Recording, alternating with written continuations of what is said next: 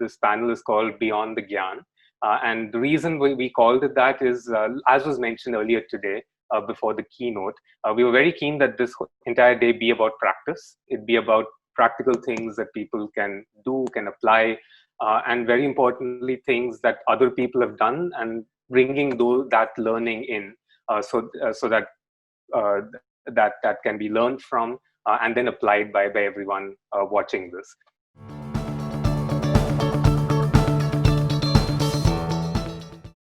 Very often in the corporate world, we talk about having a competitive advantage over competitors, right?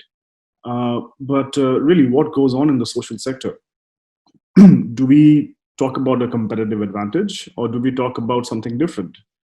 I have personally believed over the years that I think what we should be focusing on in civil society and the nonprofit sector has to be collective advantage, not competitive advantage.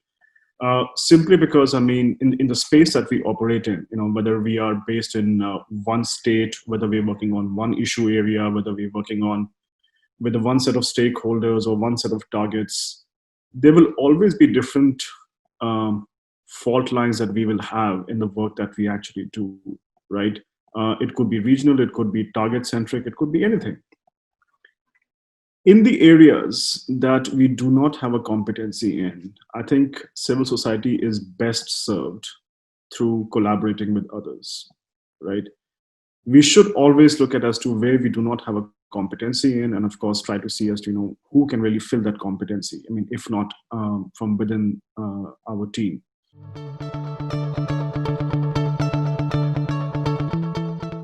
And I have to say that in my own experience, I have seen that collaboration does not come naturally, certainly to South Asians.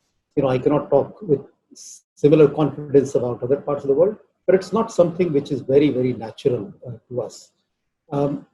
So the first task, therefore, for us is to, as individuals, to get over this, what is called as a crab mentality when we are truly desiring a collaboration.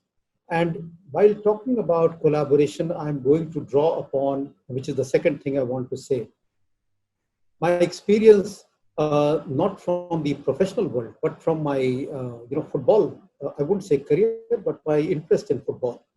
So there used to be a club in Delhi, football club, International Football League club. And I just happened to be a coach for a few years. This is a long time ago. And one of the things that we learned then on the field was that when the team is working towards, winning the game of football, it is important for the football to reach the goal post, not the player to reach the goal post. And there's a fundamental difference between this. And I think this is what I want to highlight in my remarks. In collaboration, and in the analogy with football, there are three messages I want to give, three key things that are important. And I call them 3 C's. These days it's days of acronyms. So I'll just call them 3 C's. One is about common purpose, and which is very clearly articulated. So in football, think of it like the goalpost. Everybody knows where exactly the goalpost is. That's not a moving goalpost. Everybody understands that the ball has to move into the goalpost for us, for the team to win.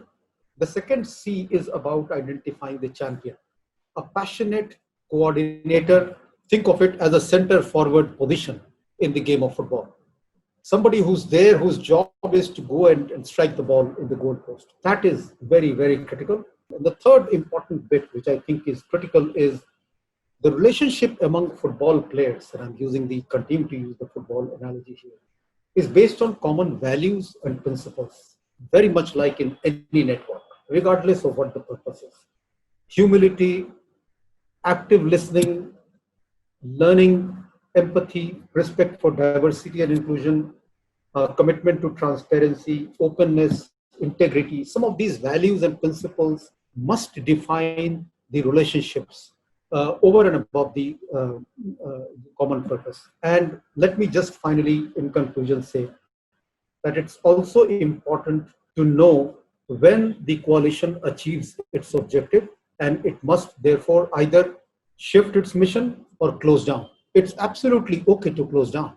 Vikas was talking about some of the lessons from the corporate sector. It's fine for networks to come to a close. I mean, network members can actively, in a celebratory manner, decide that yes, they have now achieved the objective. Let's just close down, and that's fine.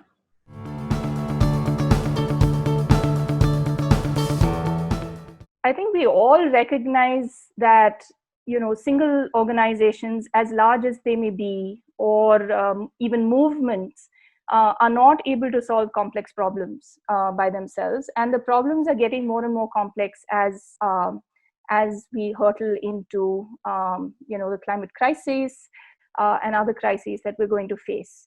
So it's really about addressing this question of, do we have to do everything, and even can we? And once we ask that question honestly of ourselves, it becomes very apparent that no one can. So you have to collaborate, right? And that becomes very, very clear very early on, especially when you're going after trying to solve some of the big problems that we face today. And what that does is, I think it attempts to answer and solve problems as a whole rather than in part. And you start seeing that if I solve this one part of the problem, I'm not really going to reach my goal. So I think it's that sort of honesty. Of course, even large organizations may feel they have everything, within their scope and they can do it. But I do see that one of the big changes happening, one of the big trends, is that small is now becoming quite influential.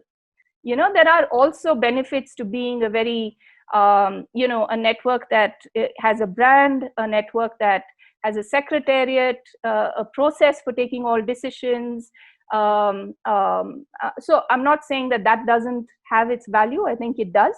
But I think another way of doing it is to say, all of you are empowered to take whatever decisions you want to, and form whatever smaller collaborations you want to, with the people and the organizations and the movements you want to. We are not here to decide who can do what and who cannot do what. So to reduce hierarchy and decision making in networks allows for much greater, it's like an open network, right? You can build your own nodes, you can expand, you can set up another Clean Air Collective for all, we're not saying this is our property. So I think a certain openness is also really important.